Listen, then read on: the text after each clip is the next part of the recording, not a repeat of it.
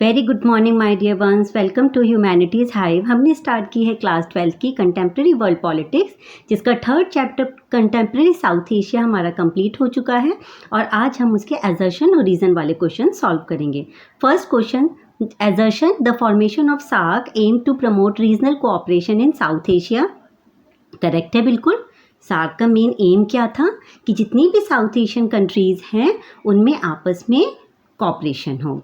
Reason, SAARC was established to foster mutual trust and understanding among its member states। और इसके पीछे main reason क्या था कि म्यूचुअल ट्रस्ट और अंडरस्टैंडिंग को बढ़ाया जाए, इसलिए तो SAARC स्टैब्लिश किया गया था। तो आपकी दोनों स्टेटमेंट करेक्ट हैं and R is the correct explanation of A. Question number second, assertion India and Pakistan have a history of conflict. बिल्कुल, 47 के बाद से इंडिया एंड पाकिस्तान के जो कॉन्फ्लिक्ट्स हैं, डिस्प्यूट्स हैं, कंटिन्यू चलते आ रही हैं। Reason, territorial disputes. और बिल्कुल, क्योंकि हम दोनों कंट्रीज़ का पार्टीशन होके ये हुआ, तो टेरिटोरियल डिस्प्यूट्स है और specially particularly over Kashmir have been a major source of tension between the two countries. ये सेंटेंस भी बिल्कुल सही है। इट मीन्स जो कॉन्फ्लिक्ट है उसके पीछे मेन रीज़न क्या है?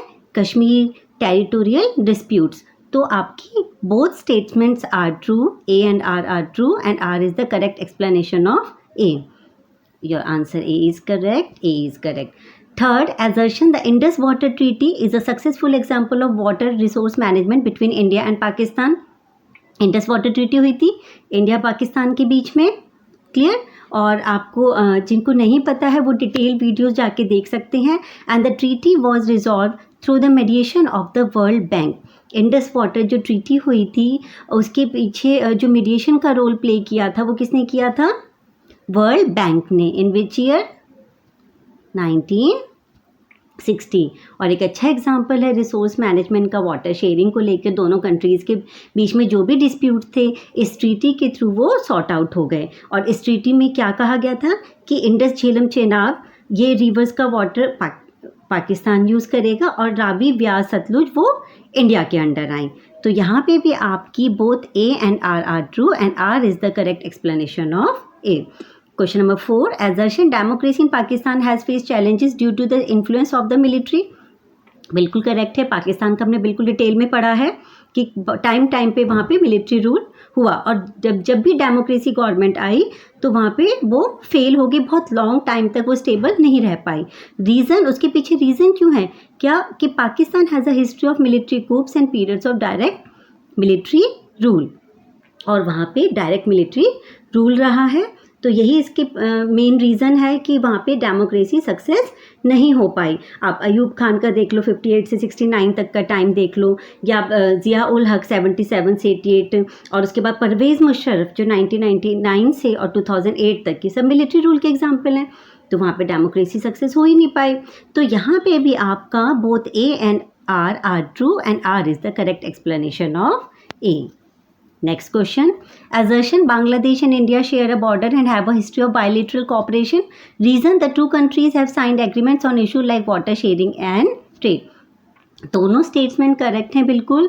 दोनों कंट्रीज़ के बीच में बायलेटरल कॉपरेशन है और टाइम पे दोनों, क्योंकि टाइम पे दोनों कंट्रीज़ बहुत सारे एग्रीमेंट और ट्रीटी साइन करती हैं, जैसे वाटर शेयरिंग को लेके हो गया या ट्रेड को लेके हो गया या गंगा रिवर के वाटर शेयरिंग को लेके दोनों कंट्रीज़ ने एग्रीमेंट साइन किए हैं। तो यहाँ पे भी आपका both A and R true and R is the correct explanation of A. Next question, assertion various countries in the South Asia do not have the same kind of political system. बिल्कुल correct है। हमने नेपाल, श्रीलंका, बांग्लादेश, पाकिस्तान सबका political system पढ़ा है। कहीं military rule है, कहीं नेपाल में बात करें तो मोनार्की सिस्टम है, ठीक है। तो सेम पॉलिटिकल सिस्टम नहीं है, ये सेंटेंस बिल्कुल करेक्ट है। Reason, despite many problems and limitations Sri Lanka and India have successfully operated democratic system since their independence from the British. ये बिल्कुल ठीक है कि इंडिया और श्रीलंका ने अपने यहाँ पे डेमोक्रेसी को सक्सेसफुली तरीके से ऑपरेट किया जब से उन्हें इंडिपेंडेंस मिली। बट एजर्शन का रीज़न नहीं है, वहाँ पे सेम काइंड का पॉलिटिकल सिस्टम नहीं है। उसके पीछे रीज़न ये नहीं है कि श्रीलंका और इंडिया में डेमोक्रेसी है। ओके, तो स्टेटमेंट तो दोनों करेक्ट हैं, both A and R true, but R is not the correct explanation of A. Got it? Next question, assertion Bangladesh drafted its constitution declaring faith in secularism, democracy and socialism. बिल्कुल ठीक। 1971 में जब Bangladesh independent हुआ, मतलब waste Pakistan से अलग होके बना 71 में, तो उन्होंने जो कॉन्स्टिट्यूशन बनाया, शेख मुजीबुर रहमान वहाँ के प्रेसिडेंट बने, तो वो कॉन्स्टिट्यूशन सेक्युलरिज्म, डेमोक्रेसी और सोशलिज्म पे बेस्ड था। ठीक है, तो सेंटेंस करेक्ट है।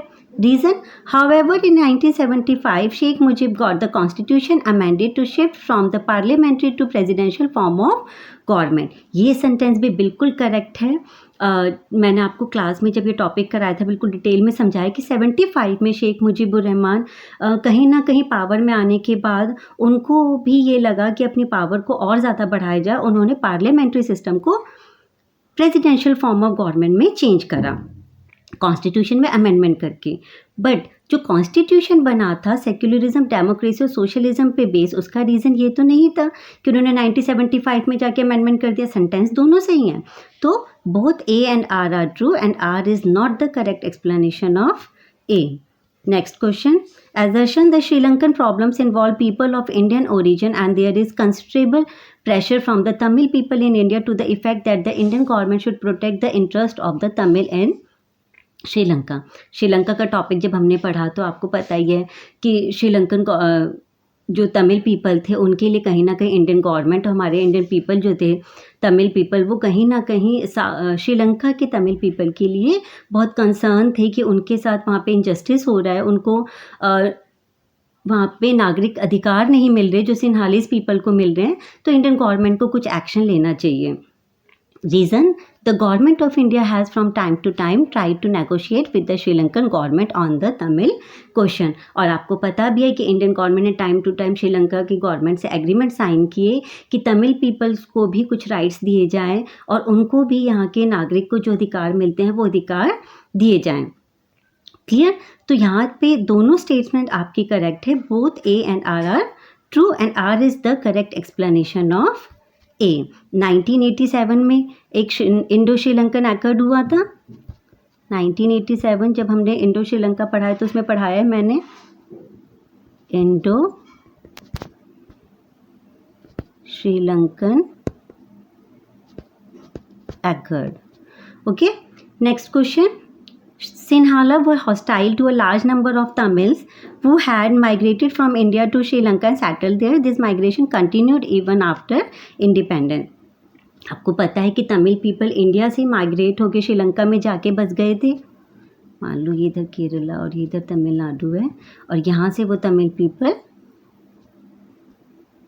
श्रीलंका में यहाँ पे जाके बस गए। तो जो सिन्हालीज पीपल थे वो इनको श्रीलंका का मानते ही नहीं थे कि पता है ये तो बाहर से आके बसे हैं।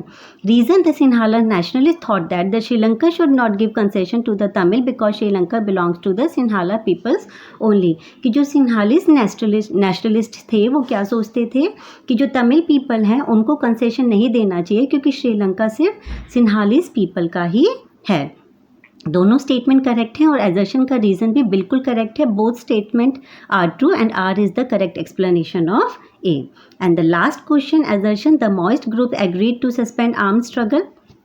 बिल्कुल, जब नेपाल का आपने पढ़ा था तो उसमें बताया था मैंने कि मॉइस्ट ने खूब आर्म स्ट्रगल चलाया नेपाल में मोनार्की सिस्टम को ख़त्म करने के लिए और डेमोक्रेटिक रिपब्लिक गवर्नमेंट वहाँ पे बनाने के लिए। Reason, in 2008 Nepal became a democratic Republic after abolishing the monarchy. और मॉइस्ट किस बात पे एग्री हुए थे कि हम आर्म स्ट्रगल को सस्पेंड कर देंगे, क्योंकि वहाँ के राजा ने इस बात के लिए एग्री हो गए थे कि अब वो वहाँ पे एक नए तरीके से इलेक्शन करवा के और एक डेमोक्रेटिक रिपब्लिक गवर्नमेंट बनाई जाएगी। तो इसलिए मॉइस्ट भी एग्री हो गए, ठीक है अब हम आर्म स्ट्रगल नहीं करेंगे। तो यहाँ पे भी आपके both A and R are true and R is the correct explanation of A. I hope कि आपको सारे क्वेश्चंस अच्छे से क्लियर हो गए होंगे। Thank you, bye.